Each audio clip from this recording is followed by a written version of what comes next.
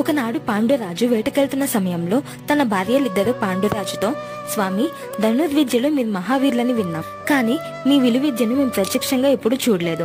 దయచేసి మమ్మల్ని కూడా మీతో పాటు తీసుకెళ్ళండి అని అడిగారు. ఇక భార్యలతో పాండురాజు వేటకెళ్లాడు. కానీ ఆ రోజు ఎందుకో ఒక్క జంతువు కూడా చిక్కలేదు. ఆ సమయంలోనే సంగమం చేస్తున్న ఒక లేడి జంట పాండురాజుకు కంటబడింది. అవి కనబడమే ఆలస్యం పాండురాజు ఆ లేడి జంటపై తన బాణాన్ని ప్రయోగించాడు. పాండురాజు వేసిన బాణానికి ఆ మృగజంట నేల కూలింది. ఆడలేడి చనిపోగా కొన ఊపిరితో ఉన్న మగజింక పాండురాజుతో ఇలా మాట్లాడింది. మహారాజా, నేను కిందముడనే మునిని. ఇలా మా రూపాలను జింకలుగా మార్చి రతికేల్లో ఉండగా మా మీద బాణం వేసి మా ప్రాణాలు తీశావు.